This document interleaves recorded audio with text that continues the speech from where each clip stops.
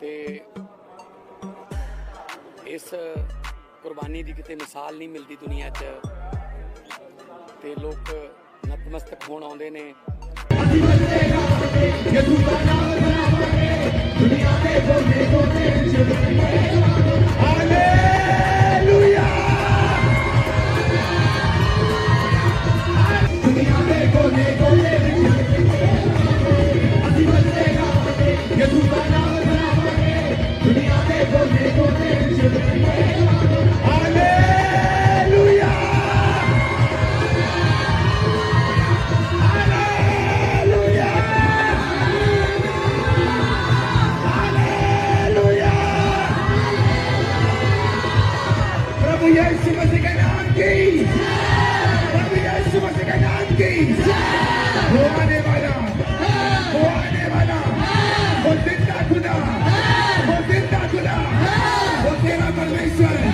जयवंत की अनॉइंटिंग से भरा हुआ, जीत के मस से भरा हुआ।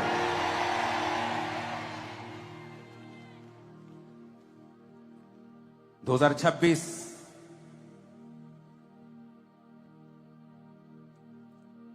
बीजों को बोने का साल है ताकि आप लोग उस ट्रांसफर को देख सकें जो हमने पहले कभी नहीं देखा।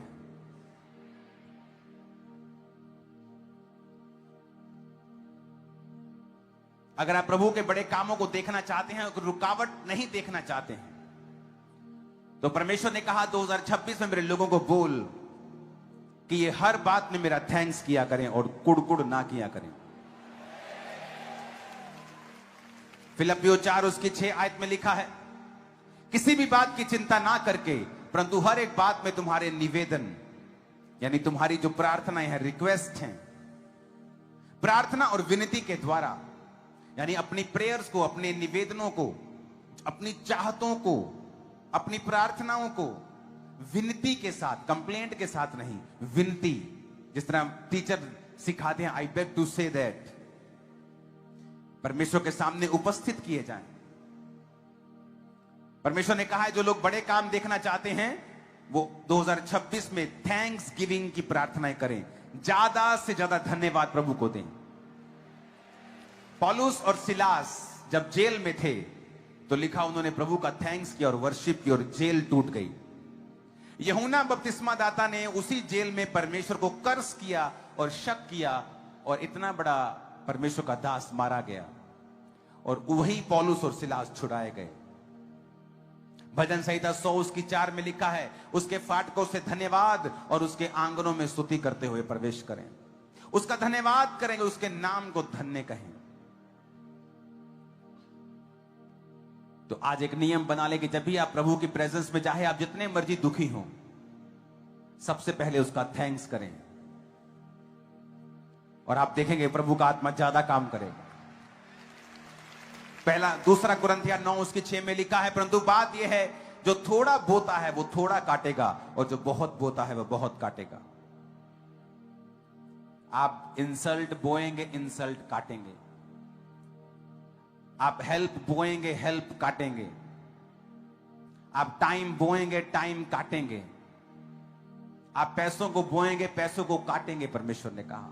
और आप जितना बोएंगे उतना आप काटेंगे। अपने घुटनों पे आ जाओ सब जन, और एक प्रोफेटिक मैसेज परमेश्वर ने मुझे दिया है।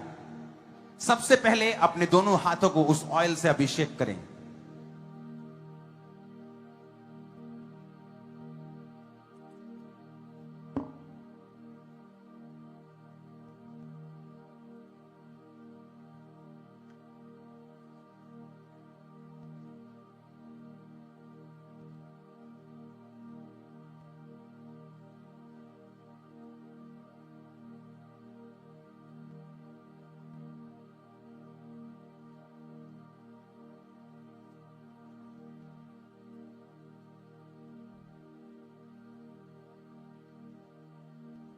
एक वचन मैं आपके ऊपर पढ़ूंगा।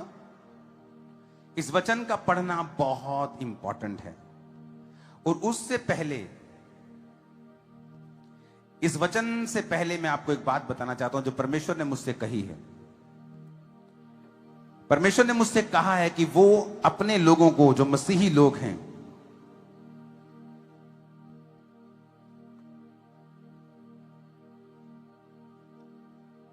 व्यवस्था विवरण 28 उसकी 12 में लिखा, यहोवा तेरे लिए आकाश रूपी उत्तम भंडार को खोलकर तेरी भूमि पर समय पर मेह बरसाया करेगा। वो तेरे सारे कामों पर आशीष देगा। तू बहुतेरी जातियों को उधार देगा, परंतु तुझे उधार लेना ना पड़ेगा। सुनो मेरी बात, प्रभु ने मुझसे क्लियरली कहा है कि जब लोग, मेरे लोग आपको, जब अपने काम धंधों पर जाएं, अपनी जॉब पे जाएं, अपने बिजनेस में जाएं, अपनी दुकान खोलें, अपना काम करने के लिए जाएं, अपने कंप्यूटर पे बैठें, परमेश्वर ने सबसे पहले कहा है कि वो अपने दोनों हाथों को उठाकर एक प्रार्थना करें, जो मैंने आपको वचन दिया है इस वचन से। और अब हमेशा प्रभु ने कहा है कि वो तुझे सामर्थ करेगा, तेरे हाथों के कामों के ऊपर वो बरकत देगा। हमारी दिन भर की रोटी आज हमें दे। दिन भर की रोटी कौन सी रोटी है? ये वचन, ये है वचन। दिन भर की रोटी वो रोटी नहीं है, दिन भर की रोटी दे। दिन भर हमें बाइबल का स्मरण, बाइबल के वचन, बाइबल के ध्यान करना चाहिए। दिन भर की रोटी हमें दे। तो दिन भर रोटी खाओगे आप? एक बार खाते हो तो परमेश्वर बोलता है कि सुबह रोटी खाना, शाम को खाना, लेकिन दिन भर की रोटी हमें दे। ये वचन हम भूल नहीं पाए, तो चले जाए बचे नहीं और उसको याद करें। तो ये है वचन। परमेश्वर ने बोला दिन भर की रोटी मुझे दे। तो हमें ये रोटी जब मिलेगी जब हम बाइबल को खोलेंगे और जब इसको पढ़ेंगे। लोग क्या समझते हैं, मेरे लड़कों क्या ख्याल है कि मेरे माता पिता जाते हैं चर्च, वो चले जाते हैं। ये अधूरी बात है, कुछ हासिल नहीं होगा उससे, क्योंकि लिखा है, परमेश्वर बोलता है जो आया वो जाएगा और जो पढ़ेगा वही जाएगा। इसीलिए दिन भर की रोटी मुझे दे। तो परमेश्वर का जो हथियार है वो दिन भर जो प्रार्थना मैंने बोली कि रोज हर बार करना चाहिए। परमेश्वर का वचन पढ़ते पढ़ते हर बार पढ़ना चाहिए। परमेश्वर का वचन हम संडे को आते, बुधवार को आते, मंगलवार को आते, कई तरह के वचन यहाँ पे लिखे बताए जाते हैं। वो हमारे अंदर स्मरण चलता रहना चाहिए, मंथन होता चलना चाहिए। तो वो हमारे दिन भर की रोटी है, जो हमें बाइबल पढ़ना बहुत जरूरी है। और दूसरी बात, बाइबल को उठाई कहीं भी बीच में से पढ़ना, ये दूसरे लोग करते हैं। जाए ड्यूटी गए, ऑफिस गए, काम पे गए, उठाई खोली, आंख बंद करी, धन्यवाद दिया, बीच में से खोल लिया, बीच में खोल लिया और चल दिए, ये हो गया काम। ये सबसे बुरी बात है। क्या बच्चा स्कूल जाता है तो बच्चों को सीधा क्या डायरेक्ट कॉलेज में उठा देते हैं? सिखाते हैं ना उसको KG1 KG2, और आपने उठाया बाइबल को खोला तो चल जाते हैं। ये लोग तो जो कैलेंडर होता है उसको देखते हैं, हाँ ये आज का वचन ये है। ये सिर्फ मिथ्या है, अपने आप को खुश करने की मिथ्या, इससे कुछ नहीं होता है। जब पत्थर घिसता है ना, तो जब आग निकलती है तो अब आपके अंदर आग पैदा होगी ही नहीं ना। कितना भी कर लो आप, वही बाइबल रख लो, तकिए के नीचे रख लो, सजा लो, वचन घर में लिख लो, उससे कुछ नहीं होता है। खुद को घिसना पड़ेगा आपको, खुद को करना पड़ेगा, जब जाके आपको मालूम पड़ेगा कि इसलिए जो लोग बाइबल उठाते और पढ़ते हैं तो बच्चे की तरह सीखना पड़ेगा, जब जाके होते हैं। आप सीखोगे नहीं तो फिर कैसे उठेंगे? ये जो बहुत लोगों को जब मैंने देखा कि हाँ चलते, उठाई बाइबल, उठाए वचन पढ़ा, ये बुरी बात है, ये अच्छी। आप परमेश्वर का मजाक उड़ा दो, परमेश्वर का मजाक उड़ा दो। क्या कोई बच्चा के उसको बोल के सीख जाएगा क्या? आप पढ़ाओगे, उसको डांटोगे, समझाओगे, जब जाकर सीखता हो। तो निकाले नीति वचन 30:8, रोटी मुझे ना निर्धन कर, प्रतिदिन की रोटी, प्रतिदिन बाइबल का अध्ययन करना जरूरी है हमें, प्रतिदिन। अब ये बहाना बन जाए कि समय नहीं मिला, समय तो रात में ही मिलता है। परमेश्वर कहता है कि हमारा कोई बोलता है कि ना मैं उठता हूँ ना सोता हूँ, तो कभी भी उठाओगे वो तो याद करेगा। कभी भी उठाओ, 1 बजे 2 बजे, जब मेरे को नींद खुलती है 2 बजे उठता हूँ, बाइबल पढ़ता हूँ, वो करता हूँ। जब तक दिन भर की रोटी मुझे दे। क्या लिखा सिस्टर, पढ़ना रोटी। व्यर्थ और झूठी बात मुझसे दूर रख, मुझे ना तो निर्धन कर और ना धनी बना। व्यर्थ बातों से दूर रखेगा। व्यर्थ बातें जब पढ़ोगे तो व्यर्थ बातों में, गंदी संगति में, बुरी संगति से दूर सिखाएगी बाइबल। और आपको रोटी चाहिए, वो बाइबल को पढ़ना जरूरी है, प्रतिदिन पढ़ना है उसको। इसलिए परमेश्वर बोलता है जब ज्ञान देते हैं। एक बार एक संत को परमेश्वर ने दर्शन में देखा, बोला कि जो चिन्ह तुझे मिलेगा वहां पर तू रुक जाना। जब वो प्रभु का दास गया, उसको चिन्ह मिला तो वहां रुक गया। लेकिन वहां पर बाइबल का असर क्या होता है, वहां पर जब गया तो वहां पर दूसरा कोई संत था, तो वो आपसे उस संत को बोलता है कि तू यहाँ पर नहीं रह सकता। तो बोले मेरे परमेश्वर ने मुझे कहा है कि ये चिन्ह मिला है तो मैं यहाँ रहूंगा। तो वो बड़ा क्रोधित था, बोले तू नहीं रह सकता। बोले मैं सब आपकी बात मान लूंगा, लेकिन मेरे परमेश्वर ने बोला मैं यहाँ रहूंगा।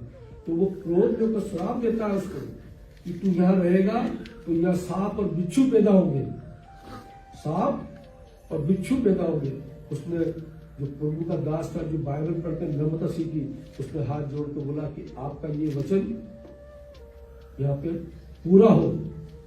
फिर बोला कि आप मेरा भी एक वचन सुन लो कि आपने कहा यह सांप बिच्छू पैदा होंगे, ये होंगे, लेकिन मैं प्रभु के नाम से कहता हूं कि सांप और बिच्छू पैदा होंगे, लेकिन किसी को काटेंगे नहीं, किसी को काटेंगे नहीं। तो ये नम्रता जब बाइबल पढ़ते हैं तो आपके अंदर आप कौन हो, आप क्यों आए हो, आप किस विषय में आए हो, आपको क्या करना है, ये बाइबल बताएगी आपको। लेकिन बाइबल उठाई, बीच में से पढ़ी, कभी कभी पढ़ी, तो वो ऐसा हिसाब है कि नल के नीचे खाली बाल्टी को उल्टी रखने वाली बात है। तो इसलिए प्रतिदिन की रोटी हमें दे। बेड़ तो बातों में बाइबल अलग हटाएगी, बेड़ दोस्ती से अलग हटाएगी। तुमने क्या खो दिया, बाइबल बताएगी तूने क्या खो दिया। कहता है ना बाइबल नीति उसमें प्रकाशित बात में, तू कहां से गिरा है,